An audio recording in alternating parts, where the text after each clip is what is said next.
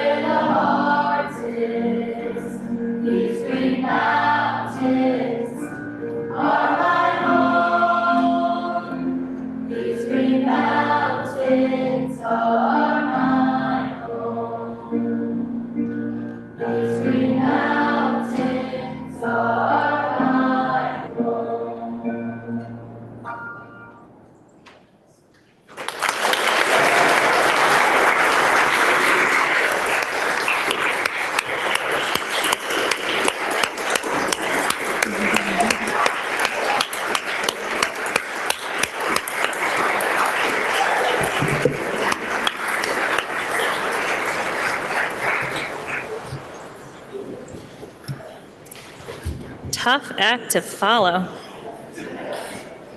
Members, we have one House bill for introduction today. That is House Bill 494, which is an act relating to capital construction and state bonding, introduced by the Committee on Corrections and Institutions. Please listen to the first reading of the bill. H 494, an act relating to capital construction and state bonding. Now the bill's been read the first time and carrying an appropriation. The bill is referred to the Committee on Appropriations pursuant to House Rule 35A. We have a House resolution to take up at this time. H.R. 7 is a House resolution reaffirming the friendship between the state of Vermont and Taiwan and supporting enhanced Vermont-Taiwan bilateral relations and Taiwan's participation in international organizations offered by Representative Granning of Jericho and others. Please listen to the reading of the resolution by title only. H.R. 7, House Resolution reaffirming the friendship between the State of Vermont and Taiwan and supporting enhanced Vermont-Taiwan bilateral relations and Taiwan's participation in international organizations. Now the resolution has been read and is placed on the calendar for action on the next legislative day pursuant to House Rule 52. We now have a joint Senate resolution to take up at this time. JRS 19 is a joint resolution relating to weekend adjournment on March 28th, 2025. It was offered by Senator Baruth and was read and adopted on the part of the Senate. Please listen to the reading of the resolution.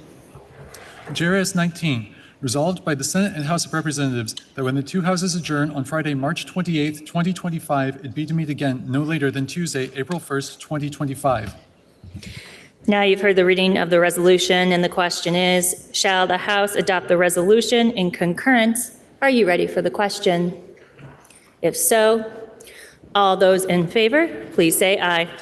Aye. All those opposed, please say nay. The ayes appear to have it. The ayes do have it, and the resolution is adopted in concurrence. Members, we have received a request to read a House concurrent resolution that the House and Senate adopted pursuant to the consent calendar. HCR 61 is a House concurrent resolution recognizing March 2025 as National Athletic Training Month in Vermont. Please listen to the reading of the resolution.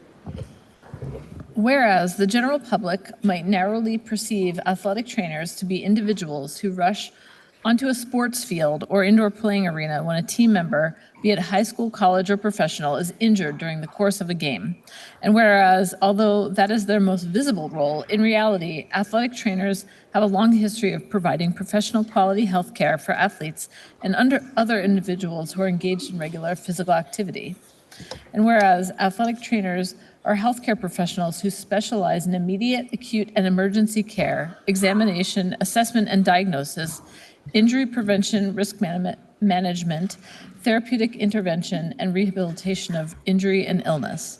And whereas professional, collegiate, and high school teams, private industries, physicians' offices, rehabilitation clinics, and every branch of the U.S. Armed Forces employ athletic trainers, and they work collaboratively to promote and practice the profession of athletic training nationally and within the state of Vermont.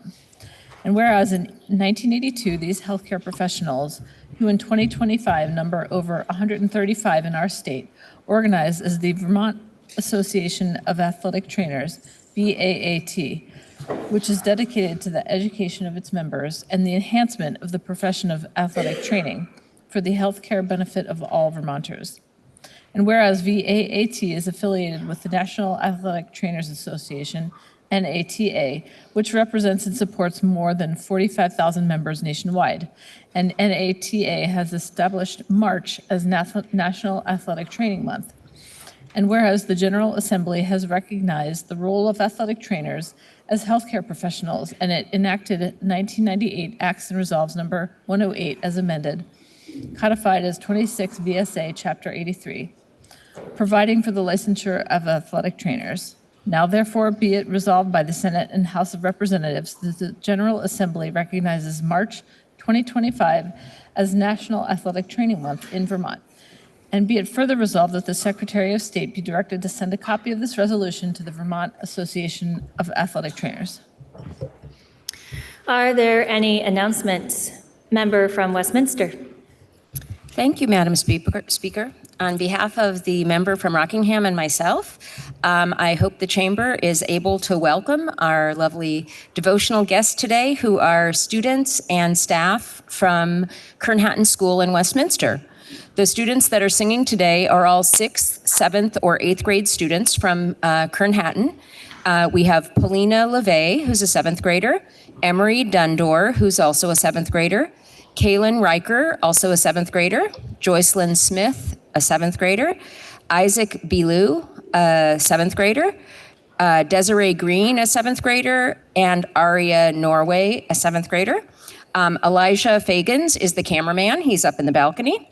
And in terms of staff, we have Deborah Valto, who is their civics instructor, Lisa Bianconi, who's the music director, Ben Viner, the Smart Lab teacher, who I think is up in the balcony with the videographer, and Amanda Tyrrell, the principal. And I should say, if any of you have a chance to visit Kern Hatton Homes, they're doing an amazing job with civics education there. I had a chance to visit them over town meeting break, and I walked into the building and walked into the classroom, and our bills were all over the wall. And so all the students that Deb teaches have selected bills that were introduced this year, and they're following them. Only one of them, they said, of the ones that were picked has made it to the Senate for crossover this year, but they're a multi-year school. So they're going to keep following our bills. So at some point you might hear from a student saying like, hey, what's happening? Are you doing anything on your bill? Please respond to them, because these are some very, very active students interested in our democracy. Will the guest member from Westminster please rise and be recognized?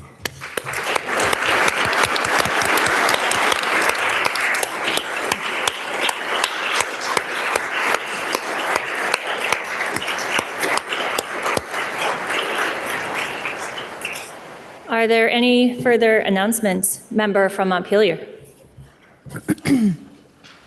Madam Speaker, today in the balcony, we have Katerina Raykovsky, a senior political science undergrad at the University of Vermont, who's been working as a legislative intern with me this session.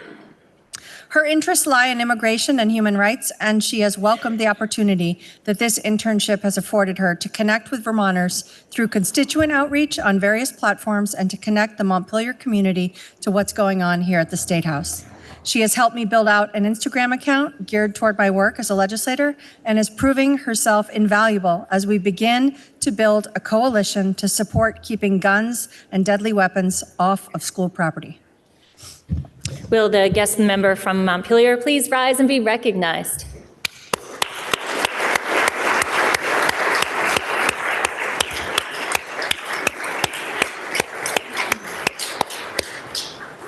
Are there any further announcements? Member from Winooski. Madam Speaker, there's a member of this body who has made me feel welcome from day one, and they make others feel welcome every time they step into our committee room. Today happens to be that member's birthday. Please help us in wishing her happy birthday, the member from Bristol. Happy birthday, member.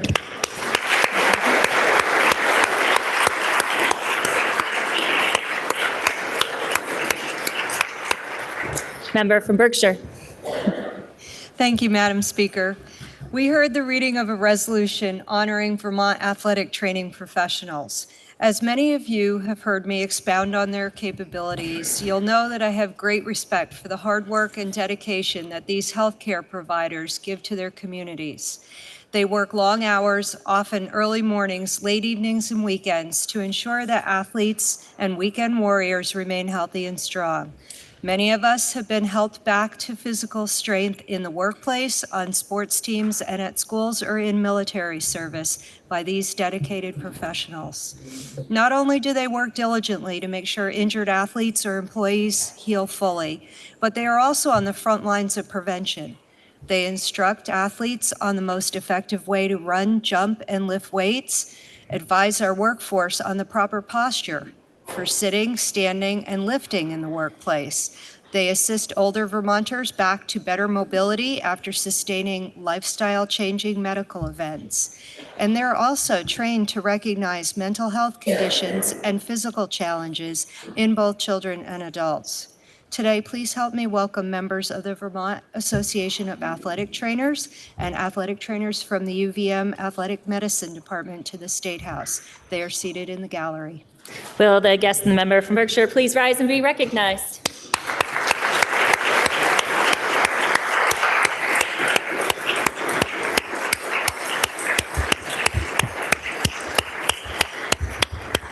Member from Bradford.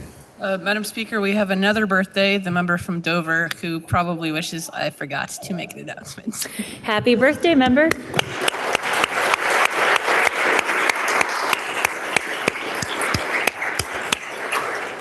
Member from Essex. Good afternoon, Madam Speaker. Thank you so much. I guess maybe related to the birthday celebrations, I just wanted to remind folks that one way you can celebrate birthdays is by dancing. And tonight is salsa night at Hugo's again, 7 o'clock. Salsa lesson, you don't need a partner, and free dancing from 8 until 11-ish. Are there any further announcements? Member from Williston.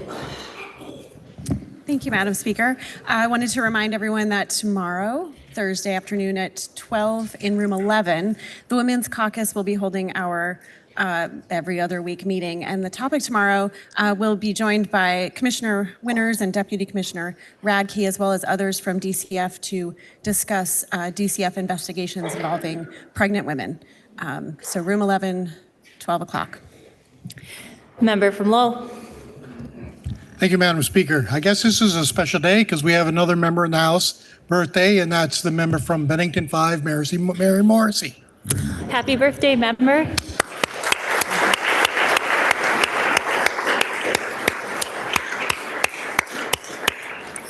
Member from Moortown. Madam Speaker, today I have a guest with me at the State House, Susan. Susan is 53 years old and lost her housing when she was fleeing domestic violence. Susan works and always has. She walks with a cane and needs surgery very soon. Susan ran out of her 80 days last fall.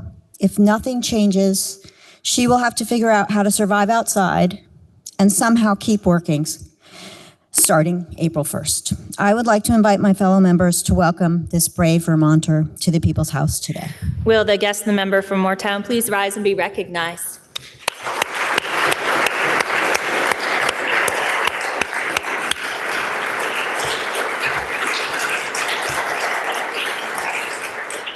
Member from South Burlington. Madam Speaker, today I have with me in the chamber a special guest, Darlene.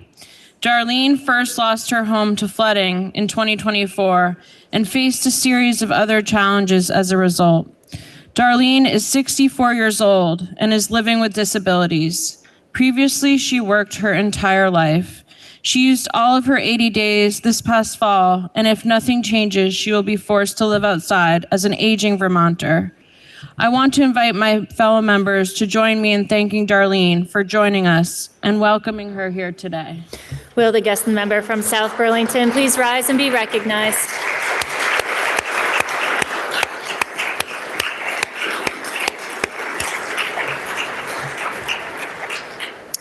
Are there any further announcements? Seeing none. Orders of the day. All right, members, at this time, we are going to recess for a caucus of the whole. It will take a moment to switch channels. So the House will stand at ease for a moment, and then we will begin with the caucus of the whole. If I could have the members from the Appropriations Committee up here.